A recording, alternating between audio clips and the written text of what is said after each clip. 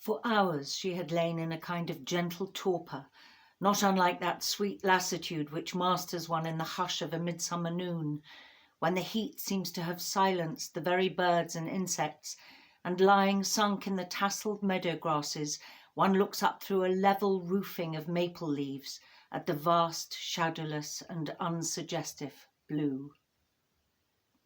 Now and then, at ever-lengthening intervals, a flash of pain darted through her, like the ripple of sheet lightning across such a midsummer sky, but it was too transitory to shake her stupor, that calm, delicious, bottomless stupor into which she felt herself sinking more and more deeply, without a disturbing impulse of resistance, an effort of reattachment to the vanishing edges of consciousness. The resistance, the effort, had known their hour of violence, but now they were at an end. Through her mind, long harried by grotesque visions, fragmentary images of the life that she was leaving, tormenting lines of verse, obstinate presentments of pictures once beheld, indistinct impressions of rivers, towers and cupolas gathered in the length of journeys half forgotten.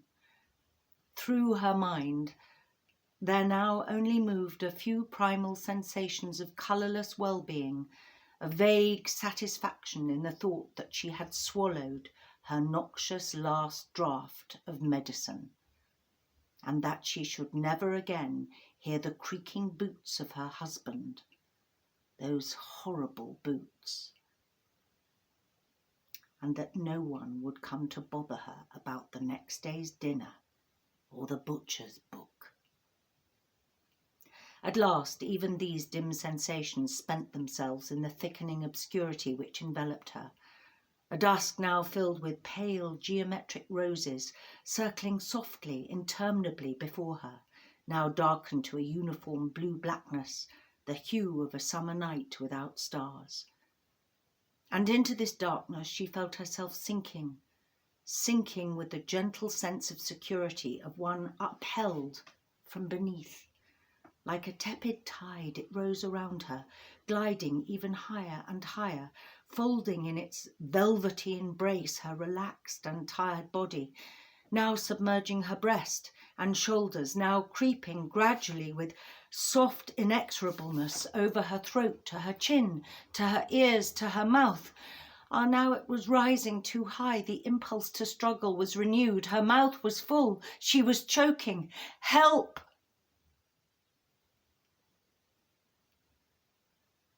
"It's all over," said the nurse, drawing down the eyelids with official composure.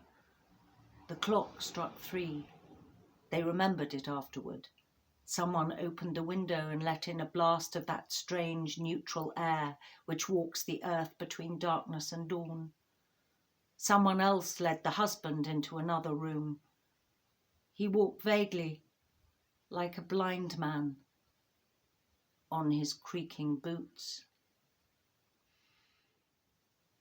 She stood, as it seemed, on a threshold, yet no tangible gateway was in front of her, only a wide vista of light, mild yet penetrating as the gathered glimmer of innumerable stars, expanded gradually before her eyes, in blissful contrast to the cavernous darkness from which she had of late emerged. She stepped forward, not frightened, but hesitating, and as her eyes began to grow more familiar with the melting depths of light about her, she distinguished the outline of a landscape, at first swimming in the opaline uncertainty of Shelley's vaporous creations, then gradually resolved into distincter shape, the vast unrolling of a sunlit plain, aerial forms of mountains, and presently the silver crescent of a river in the valley, and a blue stenciling of trees along its curve, something suggestive in its ineffable hue of an azure background of Leonardo's, strange, enchanting, mysterious, leading on the eye and the imagination into regions of fabulous delight. As she gazed, her heart beat with a soft and rapturous surprise, so exquisite a promise she read in the summons of that hyaline distance. And so death is not the end, after all. In sheer gladness she heard herself exclaiming aloud, "I always knew that it couldn't be. I believed in Darwin, of course I do still, but then Darwin himself said he wasn't sure about the soul. At least, I think he did. And Wallace was a spiritualist. And then there was St. George Mivart." Her gaze lost itself in the ethereal remoteness of the mountains. "How beautiful, how satisfying," she murmured. "Perhaps now I shall really know what it is to live." As she spoke, she felt a sudden thickening of her heartbeats, and looking up, she was aware that before her stood the Spirit of Life. "Have you never really known what it is to live?" the Spirit of Life asked her. "I have never known," she replied, "that fullness of life which we all feel ourselves capable of knowing, though my life has not been without scattered hints of it, like the scent of earth which comes to one sometimes far out at sea." "And what do you call the fullness of life?" the Spirit asked again. "Oh, I can't tell you if you don't know," she said, almost reproachfully. "Many words are supposed to define it. Love and sympathy are those in commonest use, but I'm not even sure that they are the right ones, and so few people really know what they mean." "You were married," said the Spirit, "yet you did not find the fullness of life in your marriage?" "Oh dear no," she replied with indulgent scorn. "My marriage was a very incomplete affair." "And yet you were fond of your husband?" "You have hit upon the exact word. I was fond of him, yes, just as I was fond of my grandmother, or the house that I was born in, or my old nurse. Oh, I was fond of him, and we were counted a very happy couple. But I have sometimes thought that a woman's nature is like that of a great house, full of rooms. There is the hall, through which everyone passes in going in and out, the drawing room, where one receives formal visits, the sitting room, where the members of the family come and go as they list. But beyond that, far beyond, are other rooms, the handles of whose doors perhaps are never turned. No one knows the way to them, no one knows whither they lead. And in the innermost room, the Holy of Holies, the soul sits alone and waits for a footstep that never comes." "And your husband," asked the Spirit, after a pause, "never got beyond the family sitting room?" "Never," she returned impatiently, "and the worst of it was that he was quite content to remain there. He thought it perfectly beautiful, and sometimes when he was admiring its commonplace furniture, insignificant as the chairs and tables of a hotel parlour, I felt like crying out to him, 'Fool! Will you never guess that close at hand are rooms full of treasures and wonders, such as the eye of man hath not seen, rooms that no step has crossed, but that might be yours to live in, could you but find the handle of that door?'" Then the Spirit continued, "Those moments of which you lately spoke, which seemed to come to you like scattered hints of the fullness of life, were not shared with your husband?"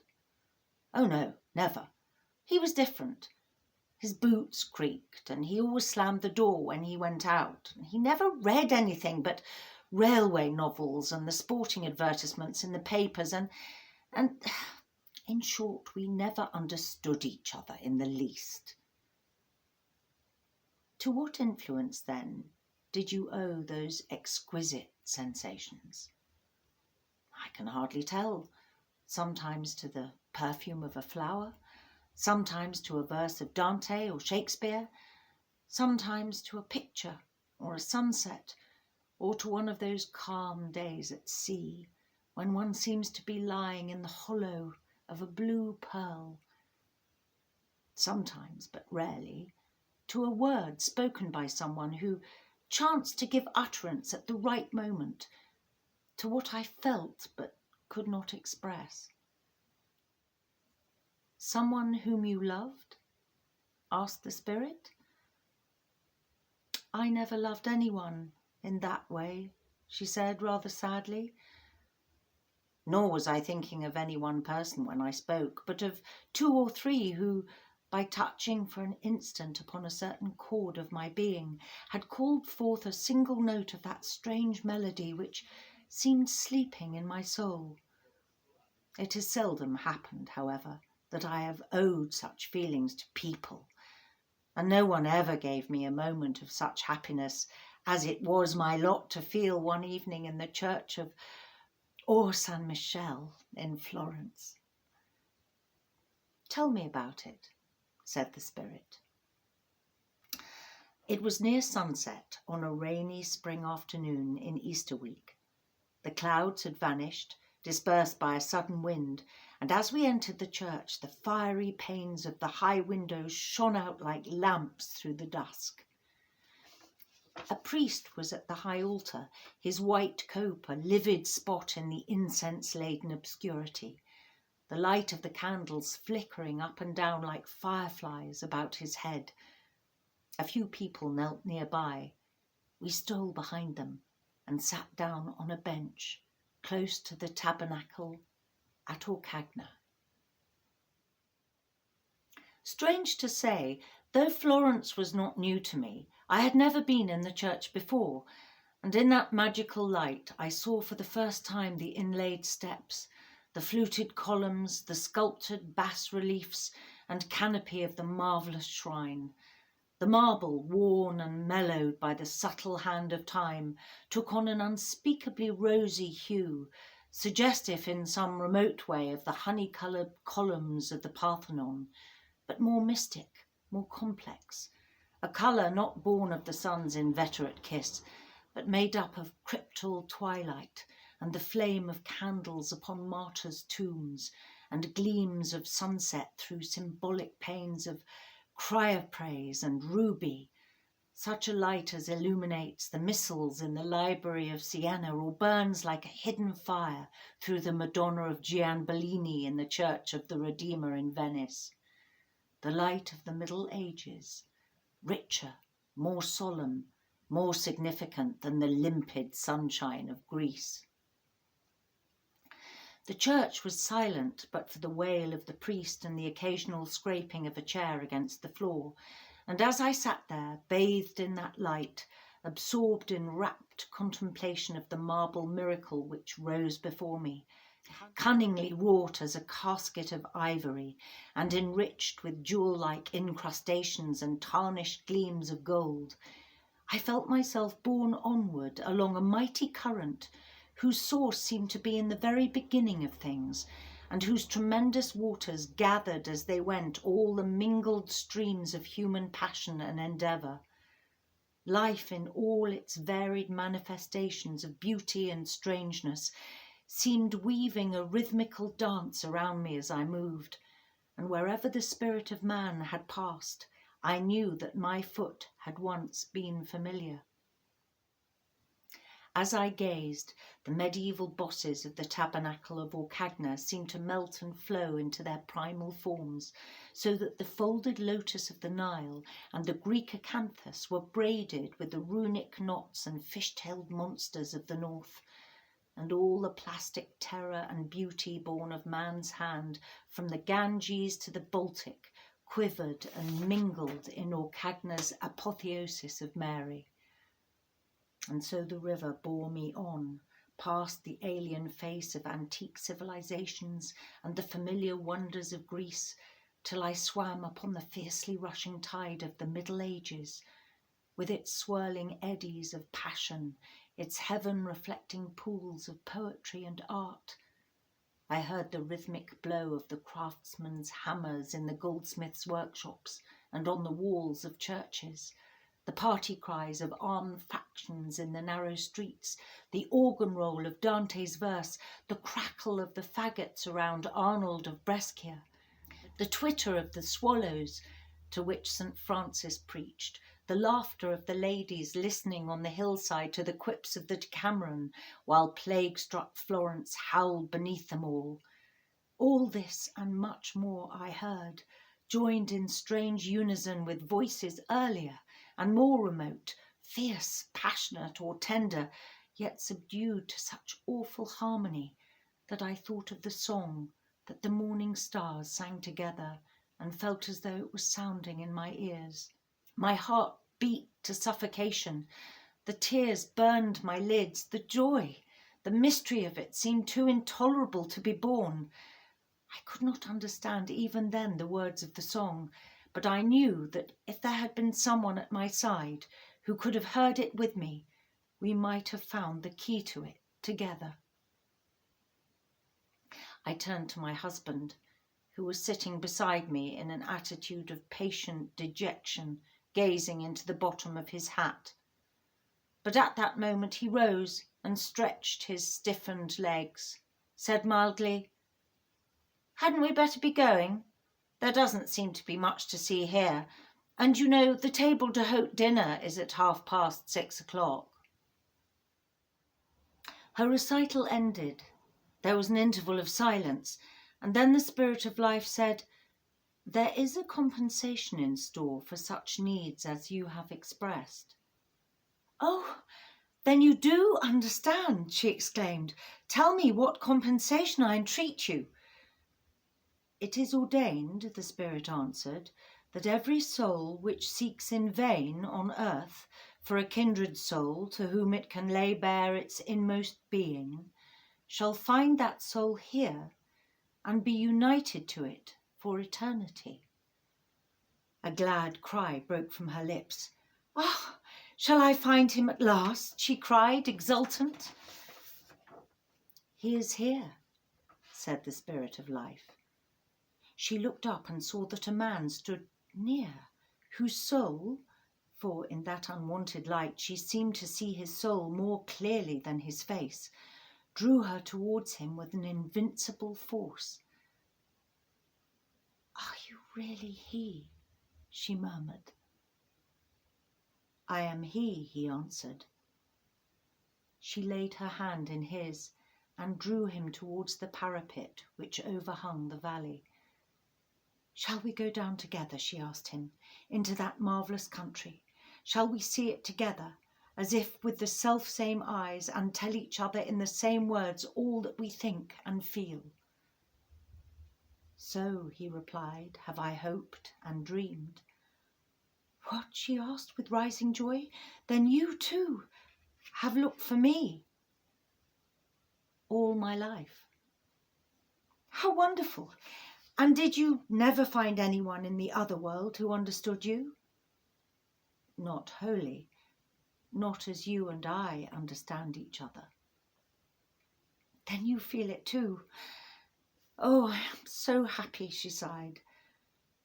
They stood, hand in hand, looking down over the parapet upon the shimmering landscape which stretched forth beneath them into sapphire space, and the Spirit of Life, who kept watch near the threshold, heard now and then a floating fragment of their talk, blown backward like the stray swallows which the wind sometimes separates from their migratory tribe. "Did you never feel at sunset?" "Ah, yes, but I never heard anyone else say so. Did you? Do you remember that line in the 3rd canto of the Inferno? Ah, that line, my favourite always. It is impossible. You know the stooping Victory in the frieze of the Nike at Apteros? You mean the one who is tying her sandal? Then you have noticed too that all Botticelli and Mantegna are dormant in those flying folds of her drapery. After a storm in autumn, have you never seen? Yes, it is curious how certain flowers suggest certain painters. The perfume of the carnation, Leonardo; that of the rose, Titian; the tuberose, Crivelli. I never supposed that anyone else had noticed it. Have you never thought? Oh yes, often and often, but I never dreamed that anyone else had. But surely you must have felt, oh yes, yes, and you too. How beautiful, how strange." Their voices rose and fell, like the murmur of two fountains answering each other across a garden full of flowers. At length, with a certain tender impatience, he turned to her and said, "Love, why should we linger here? All eternity lies before us. Let us go down into that beautiful country together and make a home for ourselves on some blue hill above the shining river." As he spoke, the hand she had forgotten in his was suddenly withdrawn, and he felt that a cloud was passing over the radiance of her soul. "A home," she repeated slowly, "a home for you and me to live in for all eternity. Why not, love? Am I not the soul that yours had sought?" Yes, I know, but don't you see, home would not be like home to me unless..." "Unless?" he wonderingly repeated. She did not answer, but she thought to herself, with an impulse of whimsical inconsistency, "Unless you slammed the door and wore creaking boots." But he had recovered his hold upon her hand, and by imperceptible degrees was leading her towards the shining steps which descended to the valley. "Come, O my soul's soul," he passionately implored. "Why delay a moment? Surely you feel as I do that eternity itself is too short to hold such bliss as ours. It seemed to me that I can see our home already. Have I not always seen it in my dreams? It is white, love, is it not, with polished columns and a sculptured cornice against the blue. Groves of laurel and oleander and thickets of roses surround it. But from the terrace where we walk at sunset, the eye looks out over woodlands and cool meadows where, deep bowered under ancient boughs, a stream goes delicately towards the river. Indoors our favourite pictures hang upon the walls, and the rooms are lined with books. Think, dear, at last we shall have time to read them all. With which shall we begin? Come, help me to choose. Shall it be Faust, or the Vita Nuova, the Tempest, or Les Caprices de Marianne, or the 31st canto of the Paradise, or Epipsychidion, or Lycidas? Tell me, dear, which one?" As he spoke, he saw the answer trembling joyously upon her lips, but it died in the ensuing silence, and she stood motionless, resisting the persuasion of his hand. "What is it?" he entreated. "Wait a moment," she said, with a strange hesitation in her voice. "Tell me first, are you quite sure of yourself? Is there no one on earth whom you sometimes remember?" "Not since I have seen you," he replied, for, being a man, he had indeed forgotten. Still she stood motionless, and he saw that the shadow deepened on her soul. "Surely, love," he rebuked her, "it was not that which troubled you. For my part, I have walked through Leith. The past has melted like a cloud before the moon. I never lived until I saw you." She made no answer to his pleadings, but at length, rousing herself with a visible effort, she turned away from him and moved towards the Spirit of Life, who still stood near the threshold. "I want to ask you a question," she said, in a troubled voice. "Ask," said the Spirit. "A little while ago," she began slowly, "you told me that every soul which has not found a kindred spirit on earth is destined to find one here." "And have you not found one?" asked the Spirit. "Yes, but will it be so with my husband's soul also?"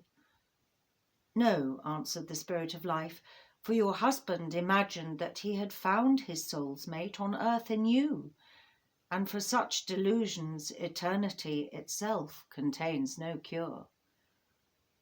She gave a little cry. Was it of disappointment or triumph?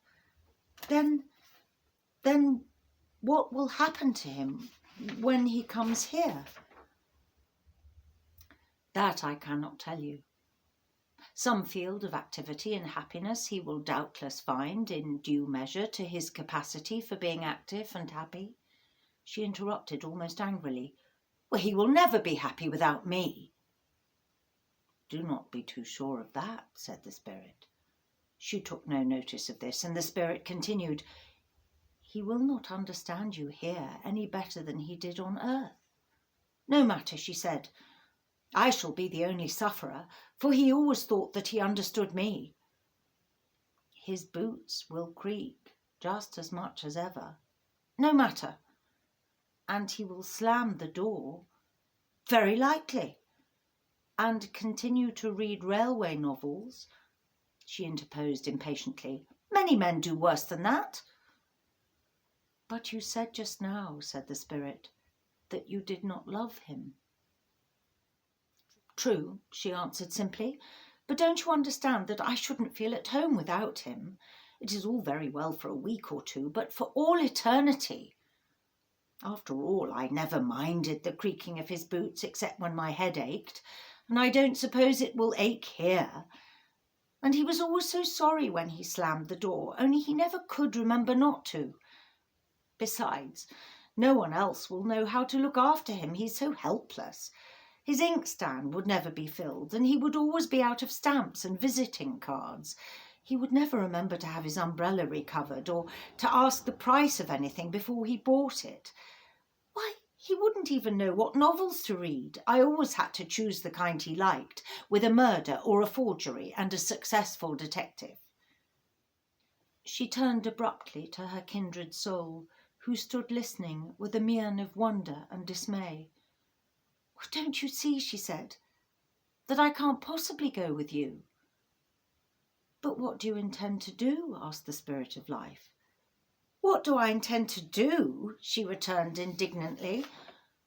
Well, I mean to wait for my husband, of course. If he had come here first, he would have waited for me for years and years, and it would break his heart not to find me here when he comes. She pointed with a contemptuous gesture to the magic vision of hill and vale sloping away to the translucent mountains. He wouldn't give a fig for all that, she said, if he didn't find me here. But consider, warned the spirit, that you are now choosing for eternity. It is a solemn moment. Choosing, she said, with a half-sad smile. Do you still keep up here that old fiction about choosing? I should have thought that you knew better than that. How can I help myself? He will expect to find me here when he comes, and he would never believe you if you told him that I had gone away with someone else. Never, never. So be it, said the spirit.